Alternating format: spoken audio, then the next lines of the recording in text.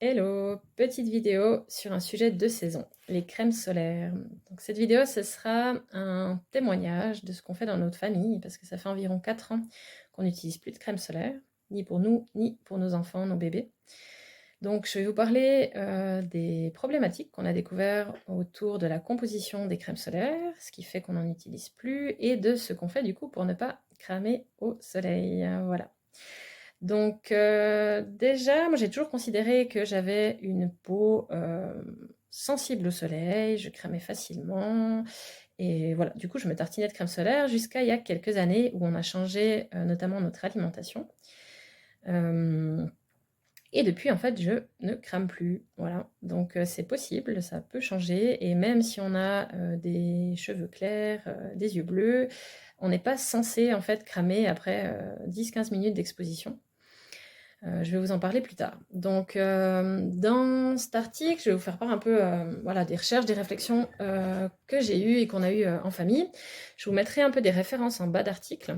Il y a notamment des podcasts et des articles sur le site de la fondation Weston Price qui sont vraiment bien détaillés et sourcés de manière scientifique. C'est voilà, écrit par des docteurs, des chercheurs. Il y a notamment le docteur Elisabeth Plourde, qui est une scientifique qui a écrit 2 livres sur la crème solaire. Le premier sur les crèmes solaires standards et le deuxième sur les crèmes solaires dites Kids Safe, qui sont censées être sécures pour les enfants. Et où en fait elle vient montrer les dangers en fait que ces produits représentent, les premiers comme les deuxièmes que j'ai cités. Elle explique en fait qu'on absorbe les produits chimiques qui sont contenus dans la crème, que ces produits chimiques viennent perturber donc notre équilibre hormonal, abîment nos capacités reproductives, notre fertilité, celle des enfants qu'on tartine de crème, celle des animaux et des poissons en contact avec les eaux dans lesquelles les gens tartinés de crème se baignent. Et voilà, que la crème solaire, c'est vraiment un désastre tant pour notre santé, notre fertilité, que celle de la nature en fait.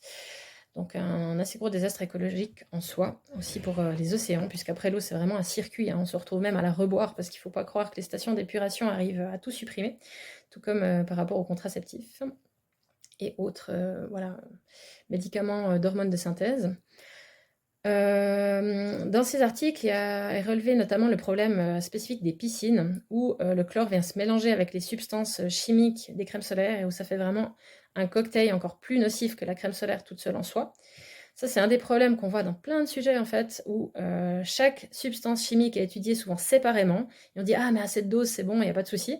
Mais déjà, ces substances-là, mises toutes ensemble, il faut voir ce que ça donne. Et après, encore, avec voilà, on en trouve dans les crèmes solaires, mais on en trouve encore ailleurs. Donc après, le cumul aussi, qu'est-ce que ça donne?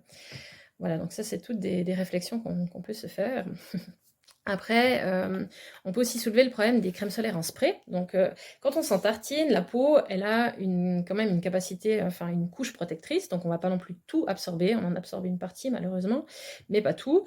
Par contre, encore quand on en spray, donc là, on va encore en inhaler, donc c'est encore pire. Et là, j'en viens à penser à tous ces enfants que je vois qui mâchouillent des tubes de crème solaire et qui en mangent en fait, carrément, qui en consomment. Où là, c'est ouais, vraiment voilà. Et en plus, les bébés, les petits enfants n'ont pas la même capacité que nous en fait d'évacuation, enfin de tri, comme on dit, de nettoyage par le foie et par d'autres organes des substances chimiques et des perturbateurs endocriniens. Donc voilà, vraiment, le but c'est pas de culpabiliser, c'est vraiment en fait de reprendre un peu comment on peut dire, de réaliser qu'on a du pouvoir de changement et voilà, qu'en se renseignant, je fais encore plein d'erreurs, je vais encore en faire, ça c'est clair. Mais je suis motivée à m'améliorer. Voilà. Voilà, du coup, par rapport aussi aux crèmes solaires dont on dit Kids Safe, donc qui sont pour les enfants, ils sont souvent voilà, vendus comme plus naturels et en général, ils sont à base d'oxyde de zinc et de dioxyde de titane. Mais on voit que ces substances ne sont pas non plus inoffensives, elles vont notamment se loger dans le cerveau. Et ça, pour des cerveaux qui sont encore en développement, c'est vraiment pas l'idéal. Donc là, il y a plus d'infos justement dans les articles et puis dans les livres carrément de la doctoresse que j'ai citée. Il y a notamment en fait des composés de ces crèmes, tant des crèmes pour les enfants que les crèmes standards où on constate en fait que ça rend les poissons intersexes. Donc on voit que ça peut avoir bien entendu les mêmes effets sur d'autres animaux et sur l'être humain également. Donc ça va vraiment perturber de manière impressionnante notre équilibre hormonal. Voilà, donc après, c'est sûr qu'il y a aussi une partie sur laquelle on peut difficilement influencer à moins que plus personne ne mette de crème solaire, puisque les crèmes solaires se retrouvent dans l'eau. L'eau, donc c'est tout un circuit, comme je l'ai dit avant, et après, donc, on en réabsorbe au travers de ce qu'on boit et au travers des poissons qu'on mange. Donc, pareil pour les contraceptifs. Après, la bonne nouvelle, donc là, il ne faut pas désespérer aussi, c'est que plus on est en bonne santé, plus on mange de manière nutritive, plus notre corps est apte à nettoyer tout ça. Donc, on peut influencer tout ça. Voilà, donc oui, nous ça fait 4 ans qu'on n'en utilise plus, d'autant plus que la recherche scientifique n'a jamais pu prouver en fait que c'est le soleil qui cause les mélanomes et n'a jamais pu prouver non plus que les crèmes solaires protègent des mélanomes. Donc c'est voilà, beaucoup des suppositions, et il ne faut pas aussi oublier que l'industrie de la crème solaire pèse des millions. Donc quand ça pèse des millions, on arrive assez facilement à écuyer des études pour dire youpi, c'est super. Voilà, on voit qu'on crame plus ou moins, et du coup, on pense que ça nous protège de tout. Ça peut nous protéger d'une partie des choses, mais ça vient aussi poser d'autres problèmes. Voilà, donc notamment, oui, aussi par rapport à ce qu'on est censé absorber du soleil, parce que le soleil est censé nous amener énormément de choses, en fait, pour notre organisme, notamment la vitamine D. On voit une grande carence en vitamine D dans la population de par chez nous, en fait, maintenant, puisque presque tout le monde se tartine de crème, et ça bloque l'absorption de la vitamine D, les mécanismes de notre corps donc à absorber ce que le soleil est censé nous amener. Et voilà, du coup, pour résumer, donc on a besoin du soleil par rapport à la vitamine D et pour d'autres signaux qui sont importants pour notre corps. Ceux-ci sont bloqués en fait par les crèmes solaires. Ensuite, les crèmes solaires donc, contiennent des substances chimiques toxiques, des perturbateurs endocriniens et donc ont un impact vraiment assez catastrophique sur notre santé, notre fertilité et celle de la nature, en fait, voilà, sur tous les organismes vivants en fait, qui sont en contact avec ces substances. Il n'y a pas de crème solaire à la composition saine. On peut trouver des crèmes solaires maison, mais il faut quand même faire attention aux composés en fait, qu'on utilise, parce que c'est pas parce que c'est naturel que ça n'a pas non plus d'impact sur notre système hormonal. Il faut quand même voilà, faire attention, bien que je pense qu'on peut en trouver des pas mal. Mais nous, c'est pas l'option qu'on a choisie. On n'en utilise pas du tout en fait de crème solaire, même de la crème solaire maison. Après, c'est sûr qu'il peut y avoir des situations dans lesquelles on est obligé de s'exposer. Là, je vais vous parler en fait des solutions qu'on a trouvées, mais il y a des situations où on est obligé de s'exposer au soleil de manière durable, sur des longues périodes. Et là, on peut donc réfléchir à des options telles que se couvrir ou utiliser des crèmes solaires vraiment les plus naturelles possibles, ou des crèmes solaires maison. Après, de nouveau, si notre corps a ce qu'il a besoin, on peut aussi être capable d'éliminer une partie de ces substances, même si on utilise de temps en temps un peu de crème. Il ne faut pas non plus dramatiser.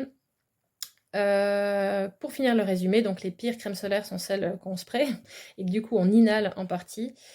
Et donc voilà, notre corps il est fait pour prendre ce qu'il a besoin du soleil et de se protéger. Notre corps peut se protéger du soleil si on est suffisamment en bonne santé et qu'on lui donne ce qu'il a besoin en fait pour être capable de lutter, comme pour les autres thèmes en fait liés à la santé, pas que pour le soleil. Voilà, donc là j'ai peint un peu le tableau des risques de la crème solaire. Donc là, on ne va pas désespérer, on va se dire qu'est-ce qu'on peut faire. Donc nous, ce qu'on fait, déjà, le plus logique, c'est de s'exposer de manière stratégique ou raisonnée au soleil. C'est-à-dire que dès le printemps, on va s'exposer petit à petit au soleil, gentiment, de plus en plus. Voilà, ça c'est déjà le premier truc pour que notre peau, activer les mécanismes de notre peau qui vont se protéger du soleil et par contre prendre ce que notre corps a besoin du soleil. Et ensuite, il y a 2 autres points essentiels. Donc, on a adopté une alimentation vraiment très riche en nutriments et on a supprimé les aliments qui abîment notre intestin et augmentent le niveau d'inflammation dans le corps. Donc là, sur ces 2 derniers points, il faudrait que je motive mon mari de nutrivore.ch à faire des vidéos parce qu'il en parlerait bien mieux que moi. Mais pour résumer un peu ce qu'on fait, dans notre famille, on mange donc de manière très riche en nutriments, mais ça peut paraître très vaste. Donc nous, ce qu'on fait, c'est qu'en fait, on favorise principalement les aliments, les produits animaux de qualité, locaux, d'animaux qui pâturent. Donc on mange beaucoup de produits laitiers au lait cru, de viande, d'œufs, etc. Ça, c'est vraiment le principal. On consomme peu de céréales et si on en consomme, on les prépare avec la fermentation, le levain, le trempage. On consomme pas du tout de légumineuses qui contiennent beaucoup de toxines, enfin plus du tout, ça fait pas longtemps qu'on a changé ces habitudes-là, suite aux recherches approfondies de mon mari sur le sujet. Et on consomme peu de certains légumes qui sont si riches en toxines, ou en tout cas on les prépare avec la lactofermentation ou autre. Voilà un petit peu pour les points principaux, et surtout on a supprimé complètement les graisses végétales de notre alimentation. On utilise des graisses animales, suivies de bœuf, beurre clarifié pour la cuisson, et pour d'autres utilisations, sein doux, beurre, crème, surtout beurre cru, crème crue, et de l'huile d'olive aussi si on ne chauffe pas au-dessus de 180 degrés. Voilà un petit peu pour les huiles végétales par rapport au fait d'arrêter cette consommation d'huile végétale et l'impact que ça peut avoir sur notre tolérance au soleil. Il y a des témoignages qui ont été publiés sur le compte Instagram de Localypso, je mettrai les références en bas, et qui sont assez intéressants de voir justement des gens qui ont supprimé ces huiles végétales et qui ont une bien meilleure tolérance au soleil alors qu'avant ils cramaient après 10-15 minutes. Et par rapport donc, pour être aidé ou guidé pour une alimentation qui nous permet de nous renforcer, que ce soit par rapport au soleil ou par rapport à tout le reste, eh bien, il y a notamment donc, nutrivore.ch qui peut vous accompagner. Voilà un petit peu. Donc, je vous mets quelques références en bas de la vidéo. Par rapport aux articles de la Fondation Weston Price, c'est super intéressant. Il y a juste des fois par rapport à certaines approches alimentaires. Là, par exemple, ils proposent de consommer des jus de carottes par rapport au bêta-carotène qui aident à être plus résistant au soleil. Mais les jus de carottes peuvent poser d'autres soucis par rapport à certaines toxines justement dans les carottes. Donc voilà, nous on ne le fait pas. Donc de nouveau, comme tout, il ne faut pas tout prendre au pied de la lettre, mais juste se renseigner au travers des articles et puis prendre ce qui nous parle et ce qui fait sens. Voilà, donc merci pour l'écoute et puis à bientôt.